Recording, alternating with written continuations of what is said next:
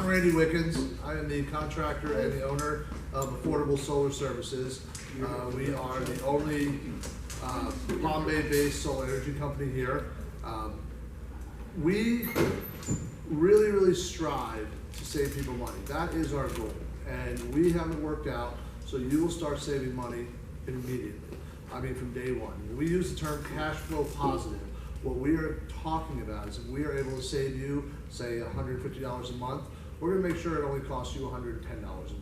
We're going to make sure you're actually putting money back into your pocket every single month. One of the biggest questions I get from people, they walk up to me randomly, they say, does solar really work? And I'm going to tell you, it absolutely does. There is a reason you're seeing this pop up on almost every roof in the area. That's because it really is working. We've come so far with technology from where we used to be just 5 years ago to where we are right now. It's amazing, and the cost has come down substantially. In the old days, we were talking $4, $5, $6 a watt. Now we're talking between $2 and $3 a watt, depending on what we have to do.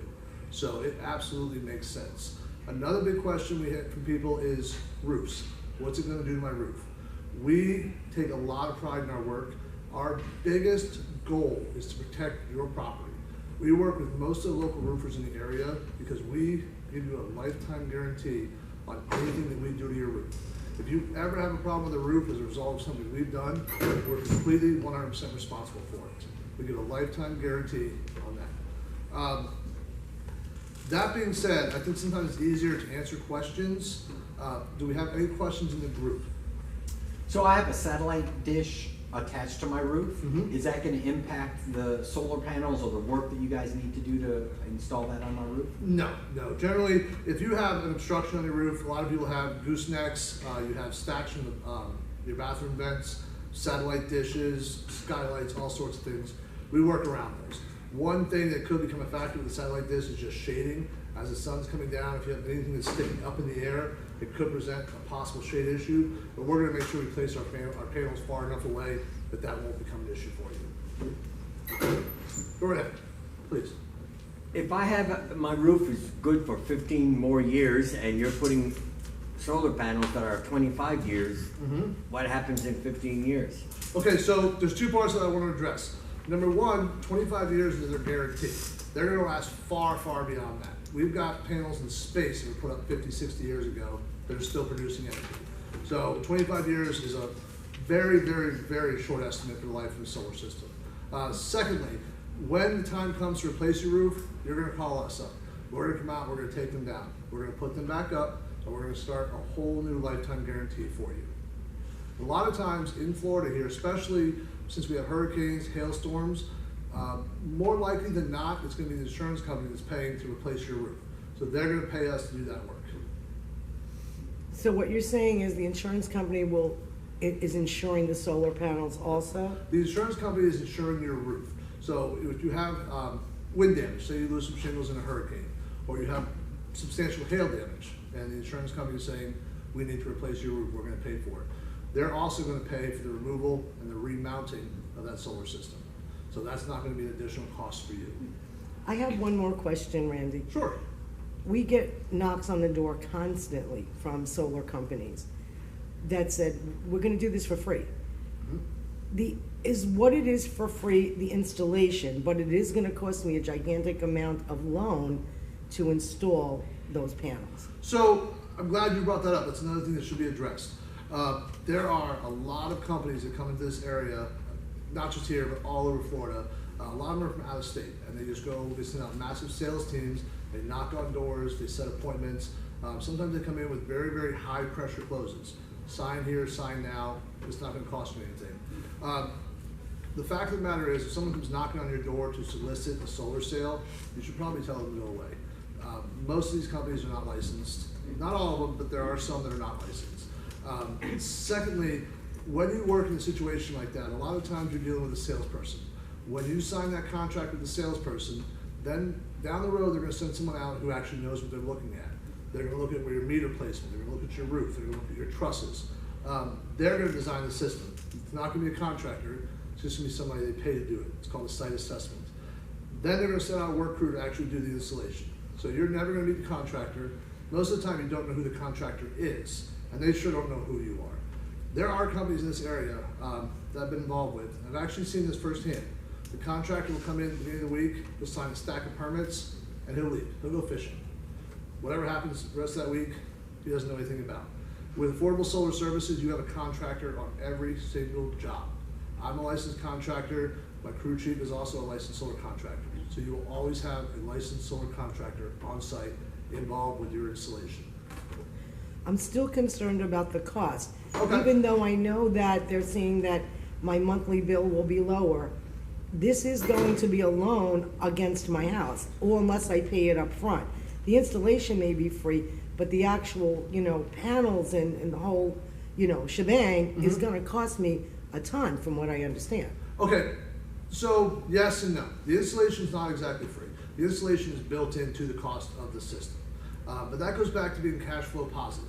So like I said, we want to zero out your bill. We don't want you sending any more money to FPL or Duke or whoever your power provider is. Instead, we want you to send a smaller amount to the finance company for a fixed term. Once you pay off that loan, that system's yours. You're locking in your energy rate right now. When you purchase this system, whatever you're paying right now, that's what you're going to pay for the life of the term. Once that loan is paid off, you're done. You own the system, it's producing your power for you. You're not paying FPL anymore. Sometimes it seems like a lot, but those are generally the higher profit, higher pressure companies. We have been doing this for quite a while, and we've got a process worked down. We're very, very fast, we're very efficient, and we are very affordable, hence our name, Affordable Solar Services. We are more competitively priced than most of the larger companies that come in out of area. We're certainly more competitively priced than the local companies here. It's not as much as people think. People see these large numbers and they get concerned. They don't want to pull the trigger on a huge loan. But when you actually sit down with someone who knows what you're talking about and can actually show you in black and white how the numbers work out, it's not as scary as it seems. So it's nothing to be concerned about. If you sit down with me or my other solar contractor and we go through the system with you and the numbers, I promise you it's a lot less scary than you think. So on that note, so it will become a lien on your home. No, well, so there's two options. There's credit-based financing, and then there's property-based financing. That's called PACE, Property Assessed Clean Energy. So that can go onto your property tax rolls. That gets paid once a year through your property taxes. That's not credit-based.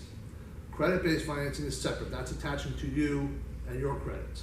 So there is an option to attach it to your house as a voluntary lien, or there's an option to attach it to yourself and your credit.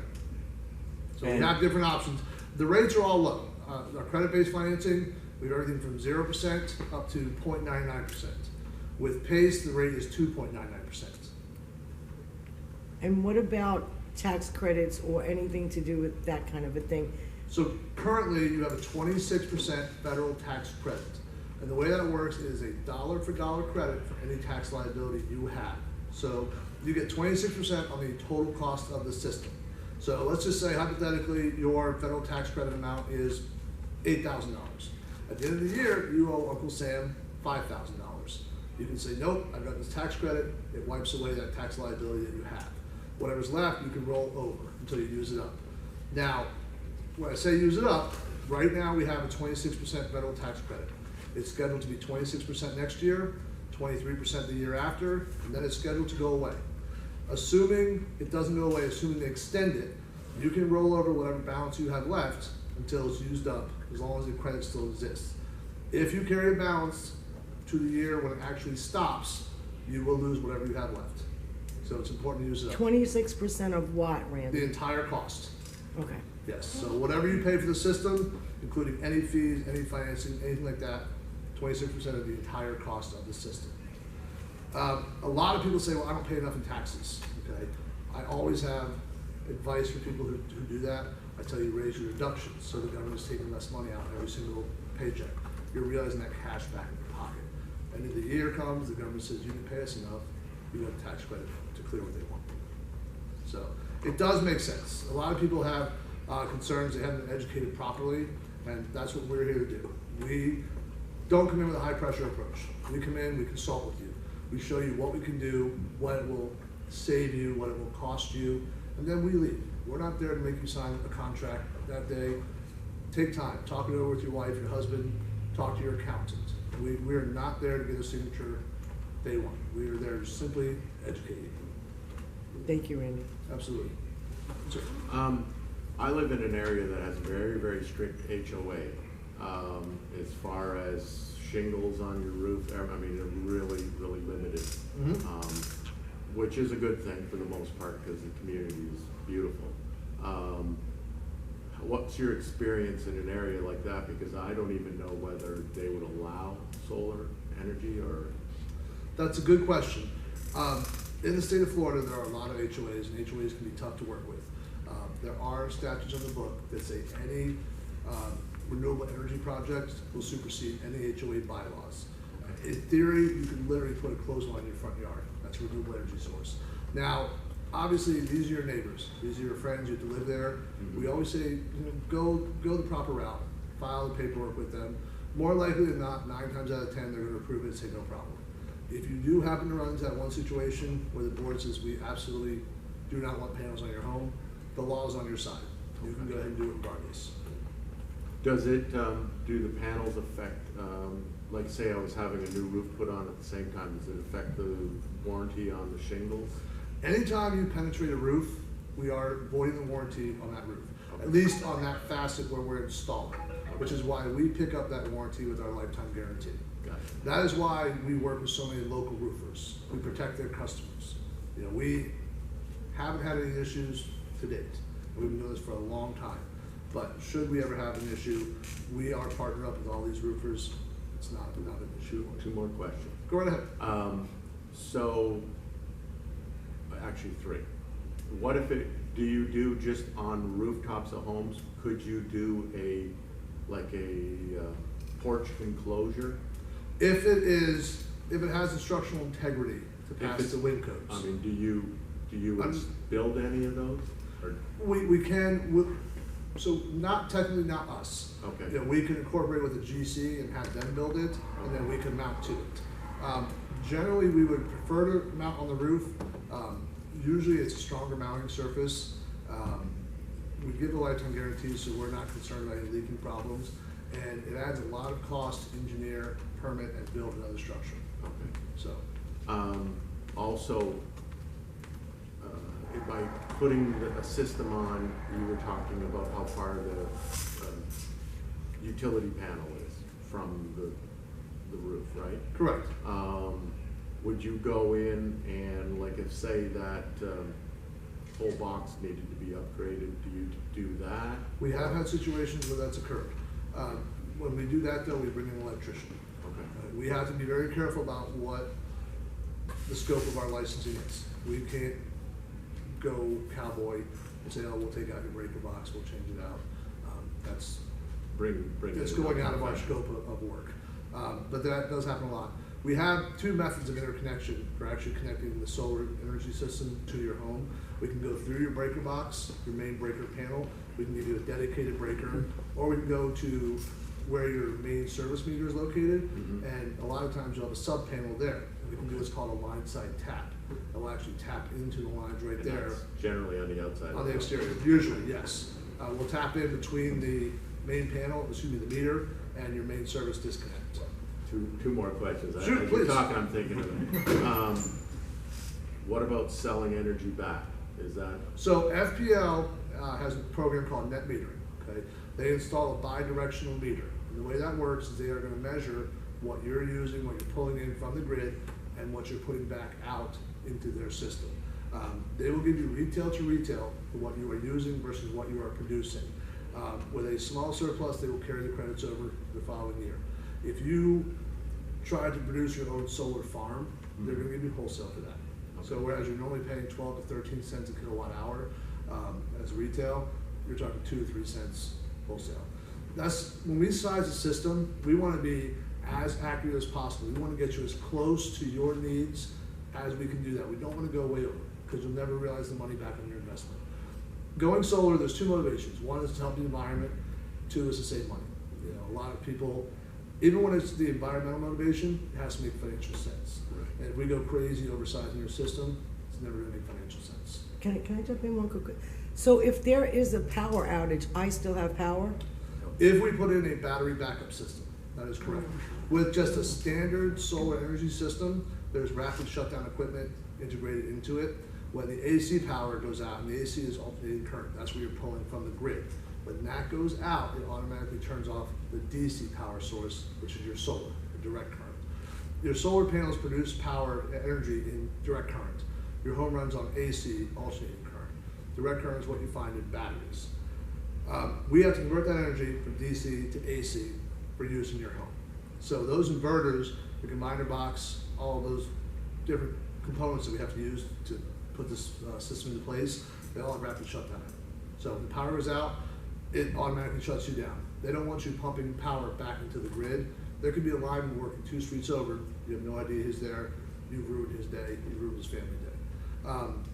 With a battery backup system, though, not only will it produce energy, it will also charge and discharge through normal usage, even when the power is not out. So it will actually make up a little bit more energy for you, as well as it provides a buffer. So when I say this, you have a solar panel on your roof, the sun's shining on it, it's producing power. You're running your computer, your refrigerator, all of this stuff. A cloud comes over, stops the power. Everything that you were running turns off. The cloud moves, power comes back, everything turns back on. So you run into a situation where you have on, off, on, off, on, off. You fry your motor, you fry your electronics. That's why you cannot do that. There has to be a buffer in place in the form of a battery backup system. So every system has a battery backup? No, that's an Okay. option. That's an Okay. option. Advisable? Absolutely, absolutely. I mean, we live in Florida. When the hurricanes come, Yeah. 80% of us go without power for at least some period of time. So most of us, will either do a generator, but if you have a solar system, a battery backup is a great option. You don't need to haul gas, you don't need to put your generator out back, run cords. How It long automatically- would a battery system give you power approximately? Well, we want to size it to get you through whatever you want to accomplish at a time. A lot of times we run into people where they just want to do what we call a hunker downer. They'll do a dedicated load on their battery system. Right. So they could have one room where they want to have a window unit, a window air conditioning unit going, a TV, Refrigerator. some lights, just so they can live comfortably in one space in their home until the power's back on. I So- don't understand. If we're not hooked up to FPL anymore, why would it matter? You're still. You're always going to be hooked up to Florida Power and Light. In You're the still state of hooked Florida, up. you cannot go off-grid completely. You are still tied Oh, into them, okay. no matter what you do. So at nighttime, I'll give you an example. At nighttime, your solar's been producing energy all day. It's producing excess energy.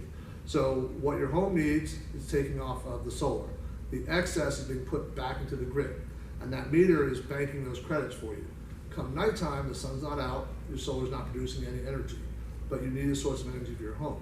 That's coming off of FPL's grid. I see. Those extra credits you bank during the day are offsetting the cost of that energy you're using at nighttime. I see. Did you say they're basically dollar for dollar? Yes, retail to retail. So that's, you never, we don't go out and just cut your line and say, you're on solar now. You're gonna be tied to them no matter what. I see, okay. It wasn't always dollar for dollar though, because I remember years ago, it used to buy it for 10 cents or whatever, and they used to buy it from you for 2 cents. They were giving retail wholesale back in Wholesale. the day. Currently, we're retail to retail. Today's retail to retail, that's That's good. correct, yes. There's no guarantee that FPL is gonna stay that way, but as of right now, that's where we are. What percentage of homeowners are you doing that have the battery backup? I would say it's about 25%. Are we getting in the mail